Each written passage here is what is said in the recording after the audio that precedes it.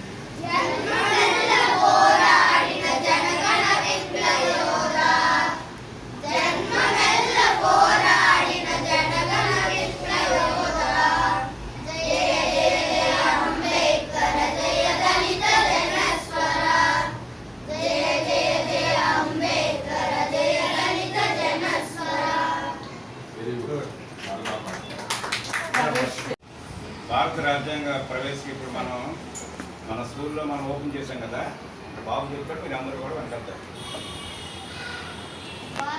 భారత రాజ్యాంగ ప్రవేశిక. భారతదేశ ప్రజలమైన మేము 1949వ నవంబర్ నెల 26వ తేదీన ఈ భారత రాజ్యాంగాన్ని మా కోసం రూపొందించుకొని మాకు మేమే సమర్పించుకున్నాము. ఆ క్రమంలో భారత రాజ్యాంగాన్ని సర్వసత్తాక సామ్యవాద ప్రజాస్వామ్య లౌకిక ప్రజాస్వామ్య గణతంత్రంగా ప్రకటిస్తున్నాం. భారతదేశ ప్రజలకు ఈ క్రింది సౌలభ్యాలు కలిగించడం లక్ష్యంగా కలిగి ఉంటుంది. 1. సామాజిక, ఆర్థిక, రాజకీయ న్యాయం. 2. ఆలోచన స్వేచ్ఛ, భావ ప్రకటన స్వేచ్ఛ. 3. సమాన హోదా,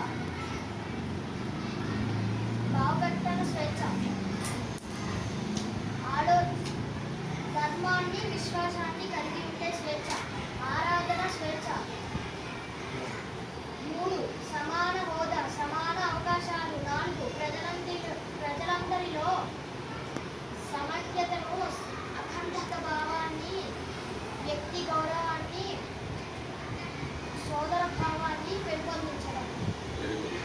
వెరీ గుడ్. ఇంత మంచి కార్యక్రమాన్ని ఏర్పాటు చేసినటువంటి హెచ్ఎం శ్రీనివాస రమేశానికి మరి ఇంకా స్టాఫ్ ఎవరైతే ఉన్నారో వారికి అలాగే మరి మా విశ్వనాథ రమేష్ గారికి అందరికీ కూడా పేరు నమస్కారాలు తెలియజేస్తాను. ప్రజలందరికీ కూడా నా ఆశీస్సులు. అంబేద్కర్ గారి గురించి చెప్పాలి అని అంటే ఇప్పుడు మీరున్న ఈ స్థితికి అది చాలా ఎక్కువైంది. ఇప్పుడు మీకు ఏంటంటే చాలా ఆయన గురించి చాలా తక్కువ తెలుస్తుంది. కానీ ఉన్న కొలది మీరు పై స్థాయికి వెళ్తారు కదా, పెద్ద క్లాసుకి వెళ్తారు కదా, వెళ్తున్న కొలది ఆయన ఒక పెద్ద మహాసముద్రం చెప్పాలి. ఆయన ఒక పెద్ద విజ్ఞాన కని. ఆయనకున్న డిగ్రీస్ ఎన్ని డిగ్రీలు ఎవరైనా చెప్పాలా? చెప్పగలరు ఎవరైనా? ఎన్ని డిగ్రీలు ఆయన సంపాదించాడు తెలుసా? 18 డిగ్రీలు. ఎన్ని? 18 డిగ్రీలు చదివాడంటే ఎంత చదివి ఉంటుంది ఆయన? ఎంత చదివి ఉంటారు?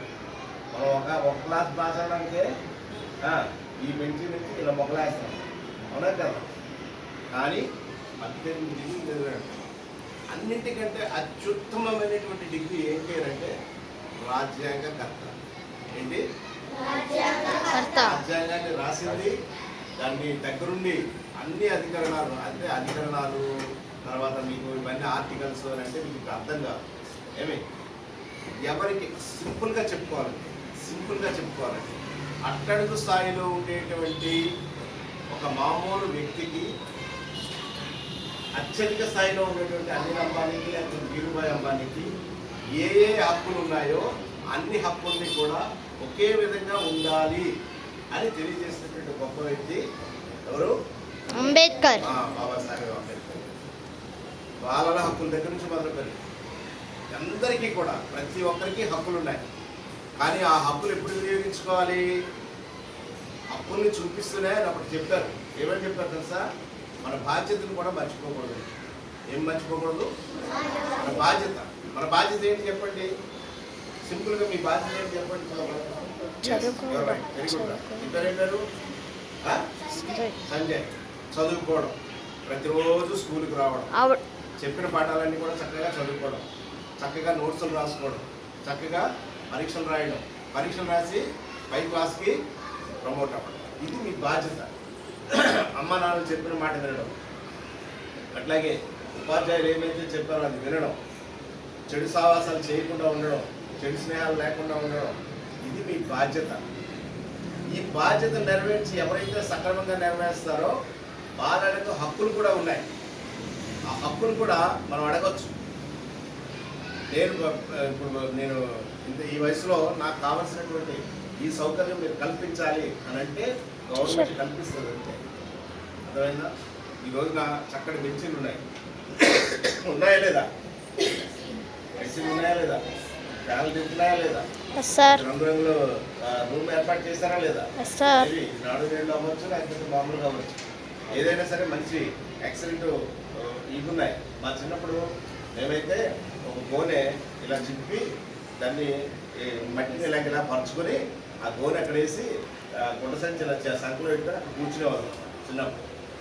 మా మేషారు అరే పలకలు తీయండిరా అని అంటే పలకలు తీసేవాళ్ళు. రాయండిరా అంటే పలకలు ఎదుర్కొనేవాళ్ళు ఆ బ్యాగ్ ఆ రెంచులో ఎక్కడో మూలకెళ్ళి ఉండేది. తీసి దాంట్లో మళ్ళీ బాగా రాసే పలకం లేదు, బాగా రాయని పలకం లేదు అని చెప్పి మళ్ళీ విడదీసుకునేవాళ్ళు. విడదీసుకొని చెప్పిందంతా పలక మీద రాసి చూపించేవాళ్ళు. అప్పుడు మాకు నోట్సులు లేవు. నోట్సులు కొత్తగా ఇంకా రావడం. నేను ఇప్పుడు 3వ తరగతికి 4వ తరగతికి వచ్చేటప్పటికి నోట్సులు పెన్నులు రావడం. పెన్నుతో రాస్తే చాలా గొప్ప అన్నట్టు, చాలా గొప్ప అన్నట్టు. నోట్స్ కొనుక్కుంటే చాలా గొప్ప అన్నట్టు ఆ రోజు. అలాంటి పరిస్థితుల్లోంచి కూడా మేము బయటకు వచ్చాం. ఈ రోజున మిమ్మల్ని చూస్తే కొంచెం మాకు అసహ్యం అనిపిస్తుంది. ఆ రోజుల్లోనే మాకు ఇంకా ఇంత మంచి సౌకర్యాలు ఉంటే మేము ఇంకెక్కడుండేవాళ్ళము. కానీ భగవంతుడు ఎవరికి ఎంతవరకు ఇస్తే అంతవరకు, ఎవరి స్థాయికి వాళ్ళకే ఇస్తాడు భగవంతుడు. ఇది కూడా చాలామందికి లేదు ఈ స్థాయి కూడా. అయినప్పటికీ మీకుండే సౌకర్యాలు, మీకు ఇచ్చినటువంటి ఇవన్నీ కూడా వసతులన్నీ కూడా వినియోగించుకోవాలి. ఇవన్నీ కూడా ఎట్లాగొచ్చాయి మనకి అని అంటే బికాజ్ ఆఫ్ రాజ్యాంగం ఒకటే. అర్థమైందా?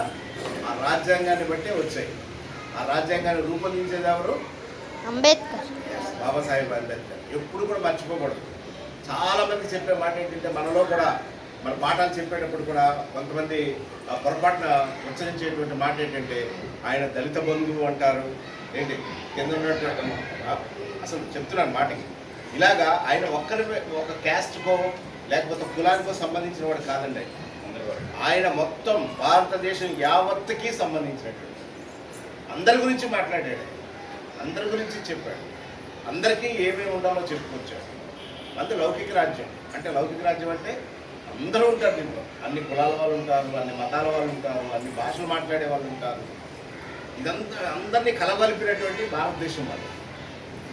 సో దీనికి రాజ్యాంగం రాయాలి అని అంటే ఎంత కష్టం అండి కదా. ఉదాహరణకి యునైటెడ్ కింగ్డమ్ ఉంది అంటే బ్రిటన్ ఉంది. బ్రిటన్లో అందరూ కూడా మెజారిటీ పీపుల్ క్రిస్టియన్స్. వాళ్ళకందరికీ రూల్స్ అండ్ రెగ్యులేషన్స్ ఒకలాగే ఉంటాయి. అక్కడ రాజ్యాంగం రాయడం పెద్ద కష్టం కాదు. ఇప్పుడు ఉదాహరణకి మాస్కో లేకపోతే రష్యా ఉంది. రష్యాలో అందరూ కూడా వాళ్ళు క్రిస్టియన్స్ ఉంటారు, కానీ మెజారిటీ పీపుల్ క్రిస్టియన్స్ కాదు, వాళ్ళందరూ నాస్తికులు ఎక్కువ. వాళ్ళంతా కూడా నాజిస్ట్ అన్నమాట, కమ్యూనిజం వాళ్ళు. వాళ్ళకి రాయడం పెద్ద కష్టం కాదు. కానీ వేరే మన దగ్గరికి వచ్చేటప్పటికి మనకి ఎంత కష్టం అంటే ఎవరి మనోభావాలు దెబ్బతినకూడదు, ఎవరికి కష్టం రాకూడదు, ఏ కులం వాళ్ళకి ఇబ్బందులు ఉండకూడదు.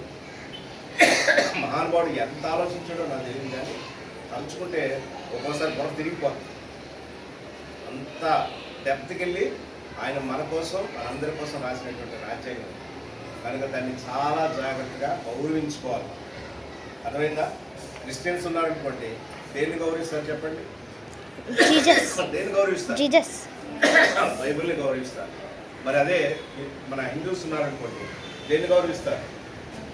భగవద్గీతను గౌరవిస్తారు. ముస్లిమ్స్ ఉన్నారనుకోండి, దేన్ని గౌరవిస్తారు? ఖురాన్. అంటే ఇవి పవిత్ర గ్రంథాలు, అవునా కదా? మత గ్రంథాలు అయినప్పటికీ పవిత్ర గ్రంథాలు. అందరం కూడా చాలా ఎంతో గౌరవించి వాటిని దేవునితో సమానంగా చూసుకుంటాం. మన భారతదేశంలో అన్ని కులాల వారు, అన్ని మతాల వారు అందరూ కూడా ఏకమై ఒకే ఒక బుక్ని జాగ్రత్తగా అంత పవిత్రంగా చూసుకునే బుక్ ఒకటే ఉంటుంది. అదేదది? రాజ్యాంగం. అర్థమైందా? కాన్స్టిట్యూషన్ అన్నమాట. అర్థమైందా? Constitution of India. మనం పరిరక్షించుకోవాలి. దాన్ని దాటి మనం ఎక్కడికైనా వెళ్ళామనుకోండి, రాజ్యాంగం దాటి బయటకు వచ్చి మన ఇష్టానుసారంగా చేద్దాం అనుకున్నాం అనుకోండి, ఏమవుతుంది? వెనకతలు ఎవరు వస్తారు? చాలా చురుక్కున్నాడు. ఎవరు వస్తారు? పోలీసులు వస్తారు. ఏం పట్టుకుని వస్తారు? లాఠీలు పట్టుకుని వచ్చి మన నెట్టి మీద వేస్తారు. ఒకటి నేను ఇష్టం వచ్చినట్టుగా కుదరపై ఇక్కడ మిగతా వాళ్ళకి అందరికీ నువ్వు చాలా ఆటంకంగా ఉన్నావు, దోసేయండి నీ లోపలికి అన్నాడు. అప్పుడు కలిపారు. కనుక మనకంటూ ఒక పరిధి ఉంటుంది. ఆ పరిధి దాటి మనం ఏ పని చేయాలి. ఓకేనా? రైట్. అంటే మీకు ఎంత చెప్పినా మీకు చాలా ఎక్కువ అయిపోతుంది కనుక చెప్పడం లేదు. So thank you very much. Thank you sir. మిమ్మల్ని బాగా ట్రైన్ చేసిన మీ టీచర్ గారికి కూడా ఒకసారి చెప్పండి కొట్టండి. జై భీమ్ అంటాను 2 సార్లు 3 సార్లు జై భీమ్ అనండి. జై భీమ్ జై భీమ్ జై భీమ్ జై భీమ్ జై భీమ్ జై భీమ్ జై భీమ్ జై భీమ్ జై భీమ్ జై భీమ్ జై భీమ్ జై భీమ్. భరతమాత ముద్దు బిడ్డ, భరతమాత ముద్దు బిడ్డ ఎవరు? Doctor B R Ambedkar. Doctor B R Ambedkar. నేను భరతమాత ముద్దు బిడ్డ అంటాను. భరతమాత ముద్దు బిడ్డ, భరతమాత ముద్దు బిడ్డ. అంబేద్కర్. మీరు జీవితంలో ఎంత పైకి దిగినా సరే ఆయన మాత్రం మర్చిపోకూడదు. ఎందుకంటే ఆయన విలువైన రాజ్యాంగాన్ని మన చేతిలో పెట్టారు. అందుకని ఆయన భరతమాత ముద్దు బిడ్డ అంటారు. అర్థమైందా? మేడం మరి ఒక నిమిషం.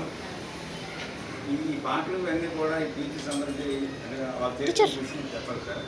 మీరు ఒక హ్యాండ్ మైక్ ఏ క్లాస్ ఆ క్లాస్ హ్యాండ్ మైక్ మీరే తెచ్చుకోవాలి. ఇంటి దగ్గర మేడం గారు నిర్ణయించి ఆ పాట రాదు. ఆ పాట పెట్టి పాప అలా ప్రాక్టీస్ చేస్తుంటే గణిత నేర్పుతుందని నియమించారనమాట.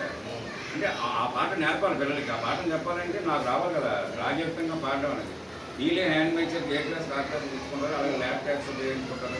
చక్కగా వాళ్ళ క్లాసులో ఎంజాయ్మెంట్గా ఉంటుంది. మా టీచర్స్ మాత్రం thanks sir. Very good.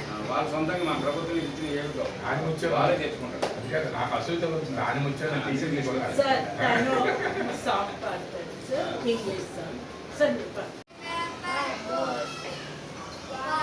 I went down the running streams. In big black letters I Lord my little on them.